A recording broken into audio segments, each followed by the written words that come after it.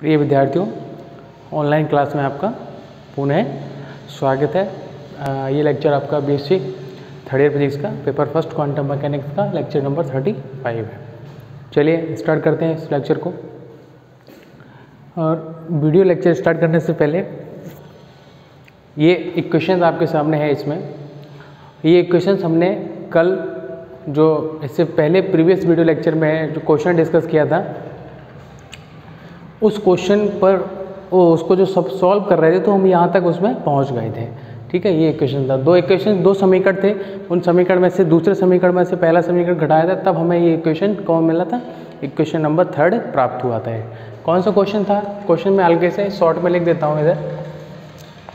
Question था कि आपको ये प्रूफ करना था कि जो डेल स्क्वायर है वो कैसा संकारक होता है? एक हर्मिट संकारक होता है। उसको हम यहाँ पर सॉल्व कर रहे हैं, सिद्ध कर रहे हैं उसको। ठीक है, क्या था कि डेल स्क्वायर एक हर्मिट संकारक होता है।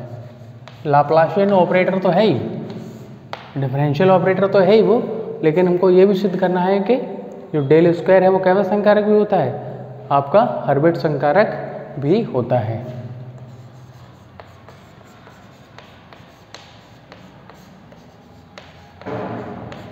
सिद्ध करना है आपको ये।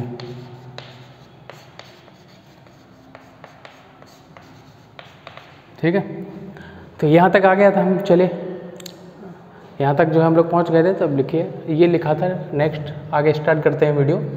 समीकरण 3 का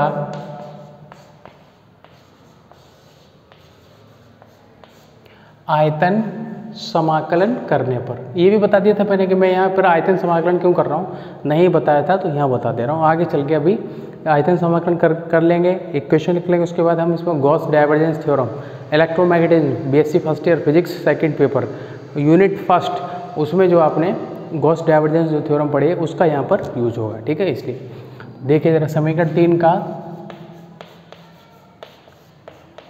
वॉल्यूम इंटीग्रल, आयतन समाकलन करने पर,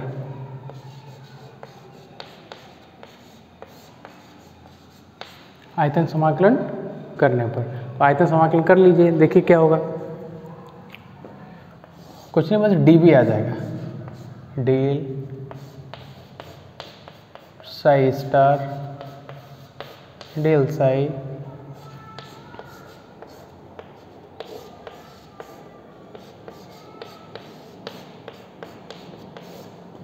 ठीक है,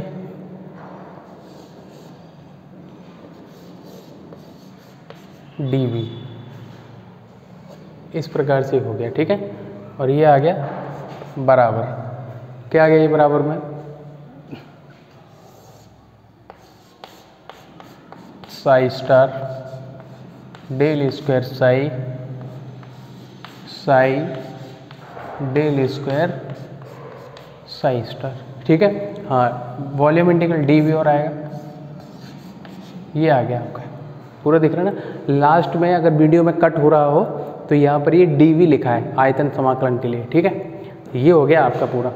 अब इसमें क्या करेंगे, एक लाइन और थोड़ा सा सॉल्व कर दें। ये जो डेल डॉट है इसको एक साथ करके बाहर कर दीजिए।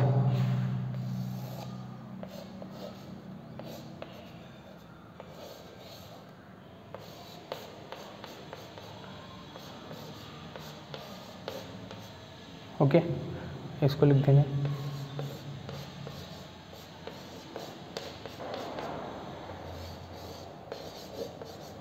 ये हो गया LHS। ठीक है, अब RHS लिख दीजिए।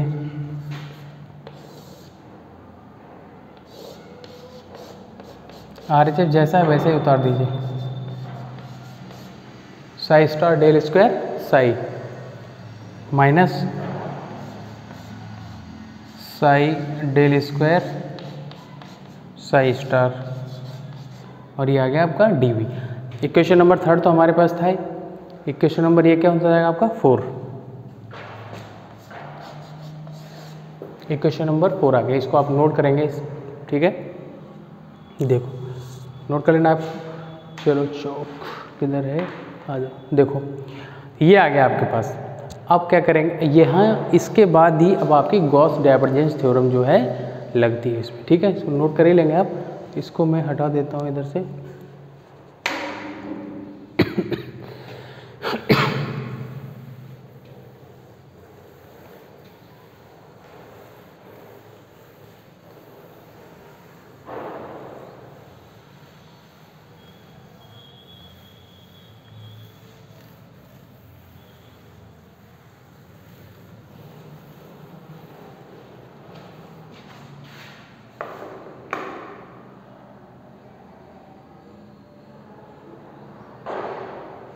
चलिए, गॉस डाइवर्जेंस प्रमेय से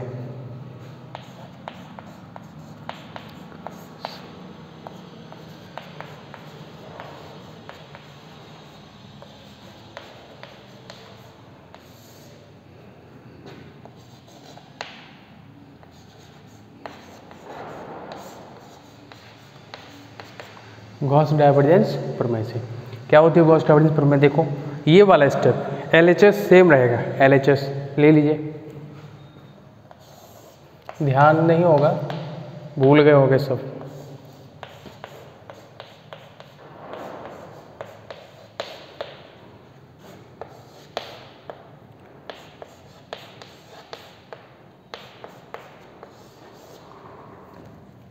ठीक है, वॉल्यूम इंटीग्रल dV।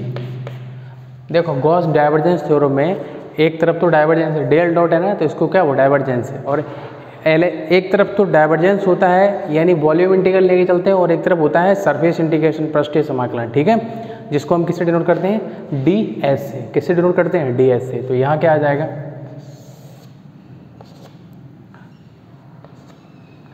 इधर आ गया आपका, ये जो ब्रैकेट के बीच में जो वैल्यू है, ये वैल्यू इधर आएगी, ठीक है। देखो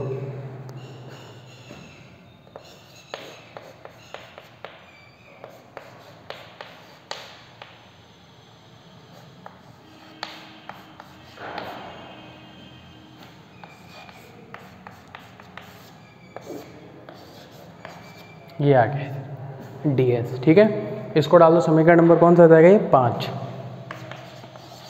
इक्वेशन नंबर आ गया ये आपका 5, ठीक है।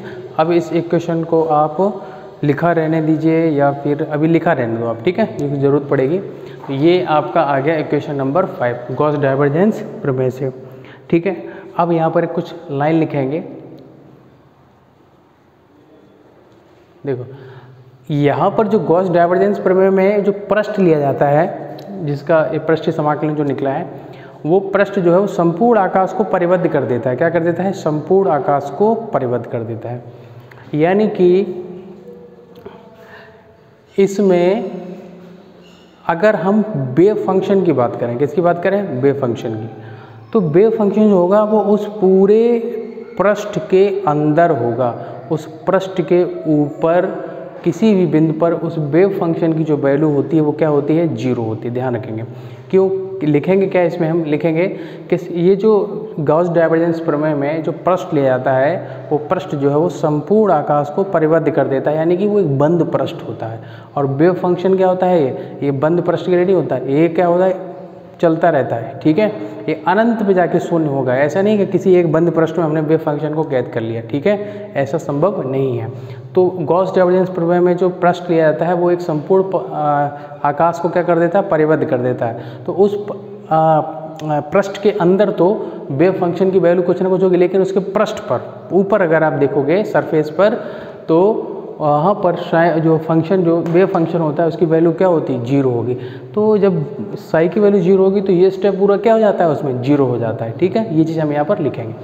देखिए इस प्रमेय में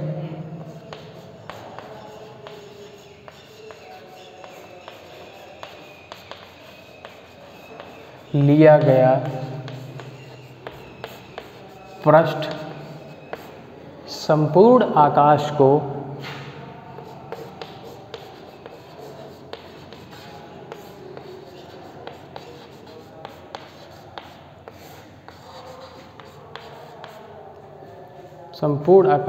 परिबद्ध करता है।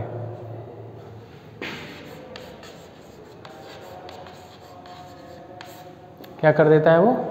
परिबद्ध करता है।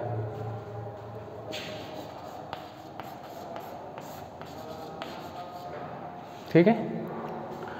अतः इस पृष्ठ पर तरंग फलन साई का मान 0 प्राप्त होता है।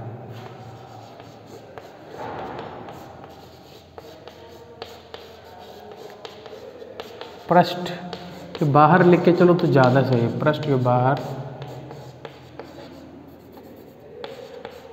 तरंग फलन साई का मान क्या होता है? 0 होता है।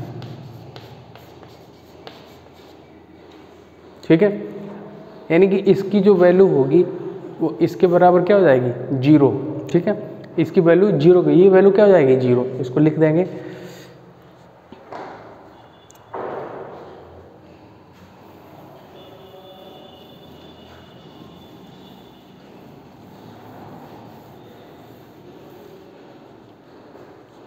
देखो क्या है, अतः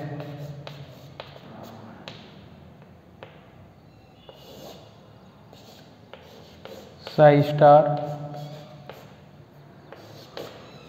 del psi minus Sai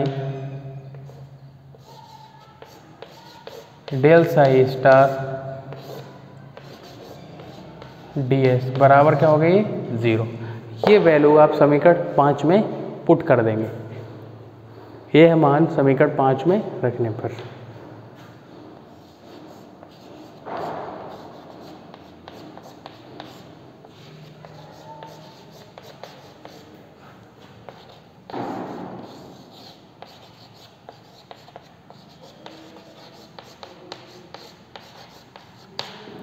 value समीकरण 5 में पुट कर देंगे, नोट कर लेंगे इसको।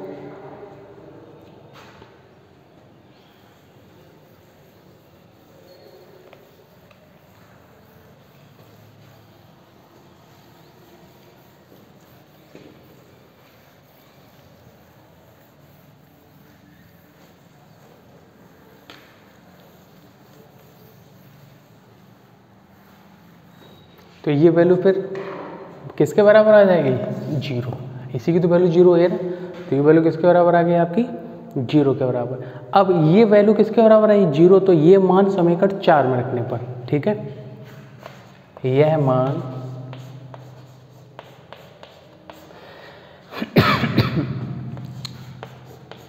समीकरण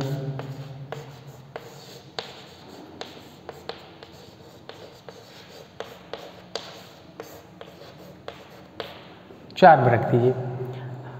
LHS समीकरण यहाँ जो 4 लिखा था, ये LHS वैल्यू है पूरी, और RHS क्या थी?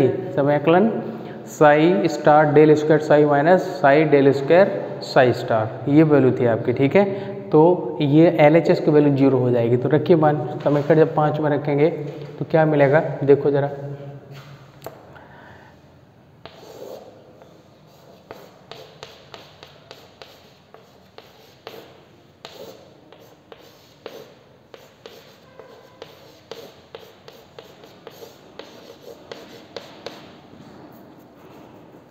ज़ीरो, ये मिल गया आपको 0।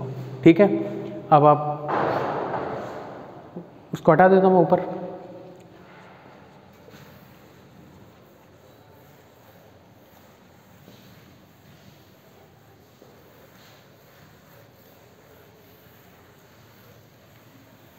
ठीक है, अब देखिए ज़रा, अब इनको, इन दोनों समाकलनों को क्या करेंगे? सेपरेट कर लीजिए, अलग अलग कर लीजिए।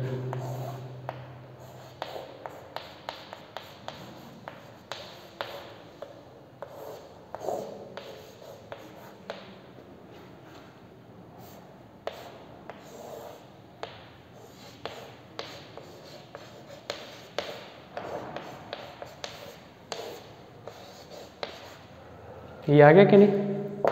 और थोड़ा बहुत चेंज कर लीजिए, क्या आएगा चेंज?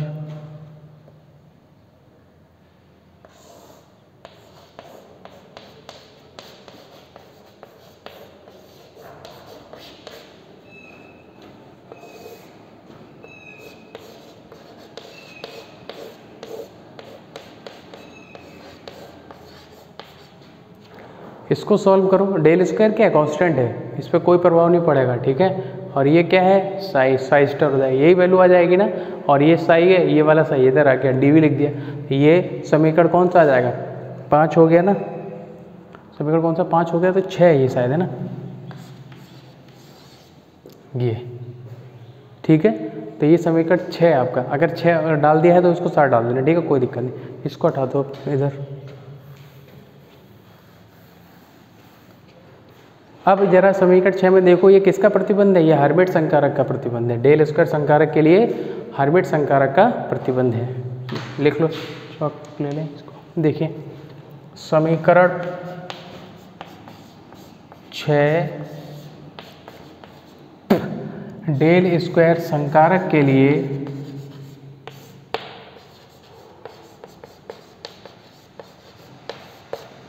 डेल स्क्वायर संकारक के लिए हर्मिट संकारक का प्रतिबंध है।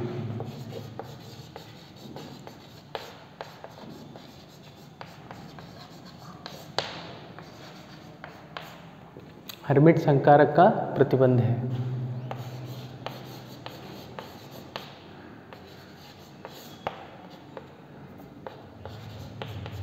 अतः सिद्ध होता है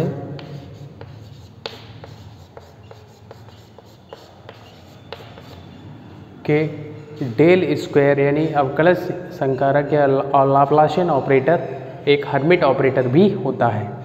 सिद्ध होता है कि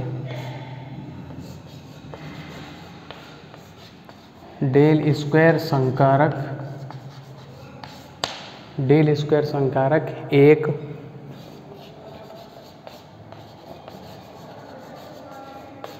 हर्मिट संकारक भी होता है। That's all. ये हो गया आपका पूरा सॉल्यूशन उसका, ठीक है। इसको नोट कर लेंगे, हटा दूँ इसको।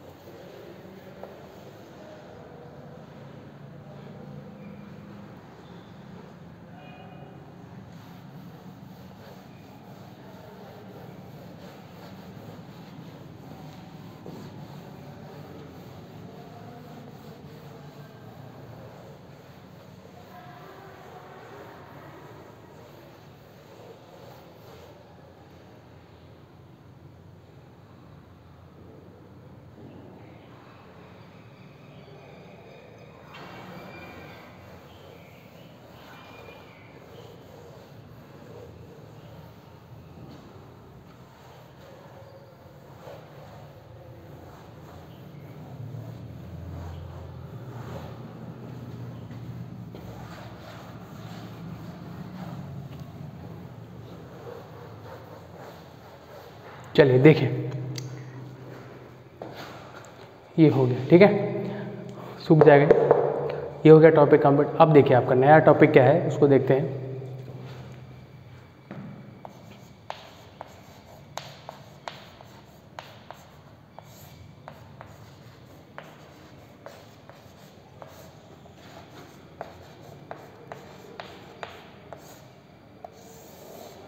डेविसन जर्मर प्रयोग, ठीक है, ये आपका न्यू टॉपिक है। और एक अच्छी बात बताऊं मैं आपको कि 1 या 2 दिन में लगभग मंडे ट्यूसडे तक, कल जैसे 15 अगस्त है तो 1-2 दिन में लगभग मंडे और ट्यूसडे तक मान के चले यूनिट आपकी ख़त्म हो जाएगी, पहली यूनिट, ठीक है। ये आपको बता दे रहा हूँ मैं। तो डेविसन और जर्मर प्रयोग, इसके बारे में थोड़ा सा ओरल डिस्कस कर लेते हैं। ये देखो, ये जो डेविसन और जर्मर प्रयोग था वो 1927 में हुआ था। कब हुआ था? 1927 में इन दोनों ने मिलकर किया था, ठीक है। ऐसा ही एक प्रयोग, पहले तो ये जानो कि ये जो प्रयोग था वो किसके लिए हुआ था, वो प्रयोग किसके लिए हुआ था वो जानिए ज़रा। ये जो प्रयोग था वो इसके लिए हुआ था कि इलेक्ट्रॉन कण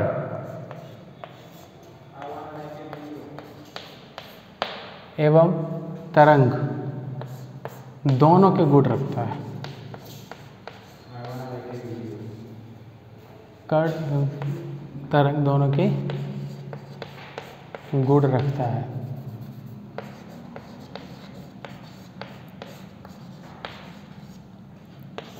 इसके लिए ये एक्सपेरिमेंट हुआ था, ठीक है। कौन सा एक्सपेरिमेंट था? डेविसन जर्मन प्रयोग कहाँ किया था? अमेरिका में लगभग किया था और ये था 1927 में, ठीक है।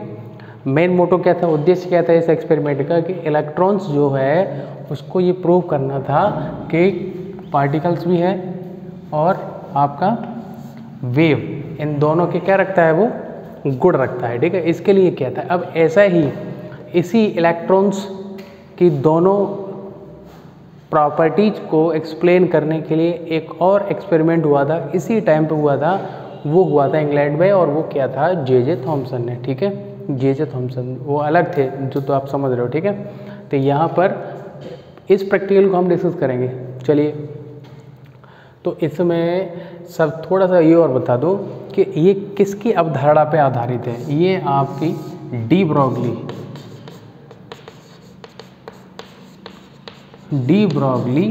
अवधारणा,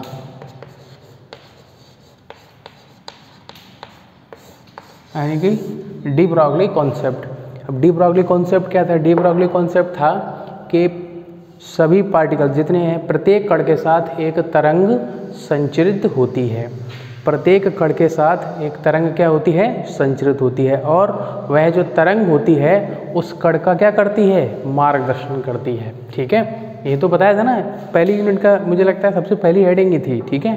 तो इसमें डी ब्रॉगली ने जो बताया था, प्रत्येक कण के साथ क्या रहती है? तरंग रहती है, यानी कण और तरंग दोनों साथ चलते हैं। तो उसी चीज़, इस अवधारणा को प्रूफ करने के लिए इन्होंने ये एक्सपेरिमेंट किया था कि इलेक्ट्रॉन, अब तक हम क्या जानते हैं इलेक्ट्रॉन क्या होता है? सबसे छोटा यानी फंडामेंटल पार्टिकल्स होता है, मूल कण मानते हैं हम इसको, ठीक है। क्या मानते हैं इलेक्ट्रॉन को? मूल कण, यानी कि हम उसको कण, क्या है कण, तो हम इसको जानते हैं कि कण होता है। अब कण पहले से पता था, इसको क्या प्रूव करना था कि ये एक तरंग भी होता है, इलेक्ट्रॉन एक किरण पुंज के रूप में भी गति करता है। इसी को लेके ये एक्सपेरिमेंट किया गया था, ठीक है। और ये एक्सपेरिमेंट जब हो गया तो ये सिद्ध हो गया कि इलेक्ट्रॉन पार्टिकल्स भी है और वेव दोनों की प्रॉपर्टी रखता है।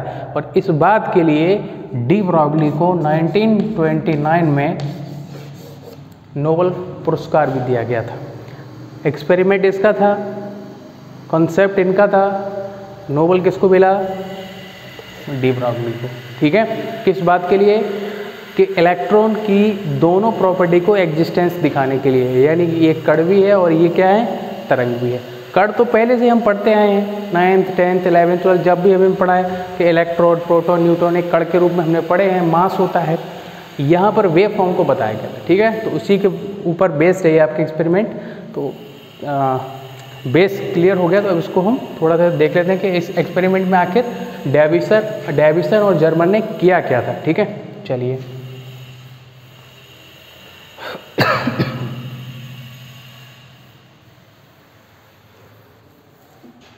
देखो इसमें क्या होता है इस एक्सपेरिमेंट में, इसमें एक इलेक्ट्रॉन किरण पुंज को ठोस, जो सॉलिड जो वस्तुएं होती हैं, उनमें जो जालक तल होता है, जालक तल में जो आवर्ती रूप में परमाणु स्थित होते हैं। ये आपने सॉलिड स्टेट में पढ़ोगे। सॉलिड स्टेट आपका जो थर्ड पेपर है, थर्ड ईयर फिजिक्स में, उसमें आप ये पढ़ोगे कि सॉलिड जो होते हैं, ठोस वस्तुएं जो होती हैं, उनमें जालक तल FCC, BCC, SC, ये सब जालक तल उनको पढ़ोगे। तो उसी के बारे में ये कि एक जो इलेक्ट्रॉन किरण पुंज, कोई इलेक्ट्रॉन किरण पुंज है, क्या ये इलेक्ट्रॉन किरण पुंज, ठीक है। इलेक्ट्रॉन किरण पुंज, इलेक्ट्रॉन किरण पुंज को कहाँ पर? किसी ठोस पदार्थ के जालक तल में आवर्ती रूप में जो परमाणु स्थित हैं उन पर आपतित कराया जाता है। तो जब आपतित होता है कहाँ पर? जालक तल। जालक तल कहाँ होता है? सॉलिड, ठोस वस्तुओं में, ठोस में। और जालक तल में क्या स्थित होते हैं? आवर्ती रूप में, पीरियोडिक। आवर्ती रूप का मतलब पीरियोडिक सिस्टम से, आवर्ती रूप में, आवर्ती रूप में कैसे होते हैं? परमाणु, एटम्स, ठीक है, एटम्स परमाणु होते हैं। तो जब इलेक्ट्रॉन किरण पुंज इन पर इंसिडेंट कराया जाता है, आपतित कराया जाता है, तो एक घटना होती है, उस घटना का अस्तित्व प्राप्त होता है और वो घटना है विवर्तन। कौन सी घटना है? विवर्तन, जिसको इंग्लिश में क्या बोलते हैं? डिफ्रैक्शन, ठीक है। और विवर्तन घटना अगर आपको याद हो तो फर्स्ट ईयर फिजिक्स में जो थर्ड पेपर है ऑप्टिक्स यानी प्रकाशिकी, उसमें आप पढ़ते हो विवर्तन, डिफ्रैक्शन क्या होता है, फ्राउनहोफर विवर्तन और फ्रेनेल विवर्तन, ठीक है। तो यहाँ पर ये एक तरंग रूप व्यक्त करती है, किसको? विवर्तन की घटना के कारण ये हम कह देते हैं कि इलेक्ट्रॉन जो है किसका रूप है? तरंग रूप भी व्यक्त करता है, ठीक है। कौन सी घटना हुई? विवर्तन की। आगे बात सुनिए, तो यह प्रूफ हो जाता है कि इलेक्ट्रॉन क्या है? एक वेव फॉर्म में भी मोशन करता है। तो बस लास्ट में हम कह देते हैं कि इलेक्ट्रॉन कण के साथ साथ तरंग के भी गुण रखता है। अब इसका एक्सपेरिमेंटल सेटअप देखते हैं पहले कि एक्सपेरिमेंटल सेटअप कैसे उन्होंने किया था, जिससे कि ये जो विवर्तन की जो घटना उनको प्राप्त हुई थी तब आपको प्राप्त हो जाए, ठीक है। तो प्रायोगिक जो व्याख्या है इसकी, सबसे पहले इसका डायग्राम बनाते हैं कि डायग्राम क्या है इसका। देखिए जरा, एक इलेक्ट्रॉन गन ले ली,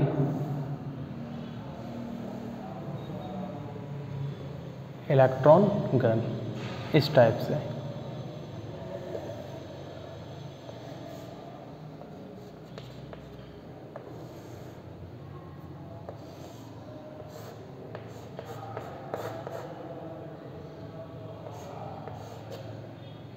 ठीक है। ये फिलामेंट है,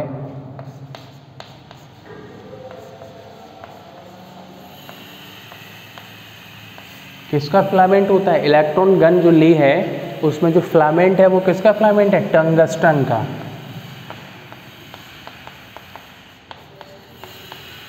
किसका फिलामेंट ले लिया? टंगस्टन का ले लिया, ठीक है।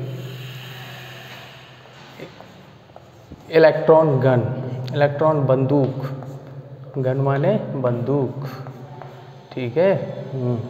चलिए,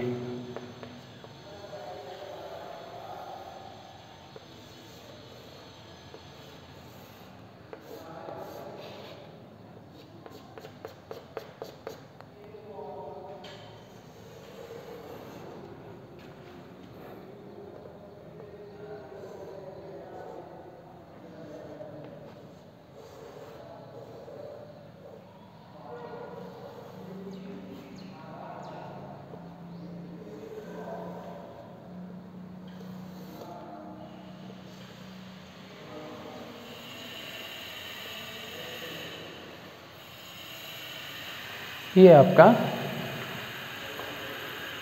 पैमाना हो गया, वृत्ताकार पैमाना।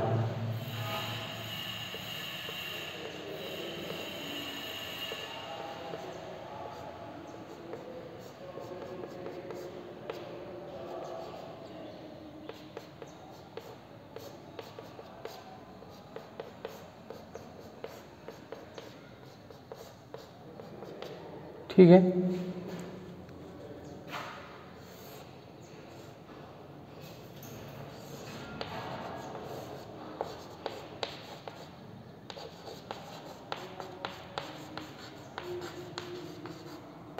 गैल्वेनोमीटर हो गया। ये इसको बोलते हैं टारगेट, लक्ष्य। क्या बोलते हैं? लक्ष्य, टारगेट, ठीक है। और ये जो क्रिस्टल रहता है वो निकल का रहता है। किसका रहता है? निकल, ठीक है, Ni।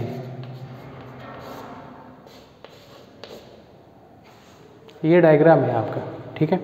तो ये डायग्राम है, इलेक्ट्रॉन गन फिलामेंट ले लिया, इस फिलामेंट को हाई वोल्टेज से हमने कनेक्ट कर दिया, ठीक है।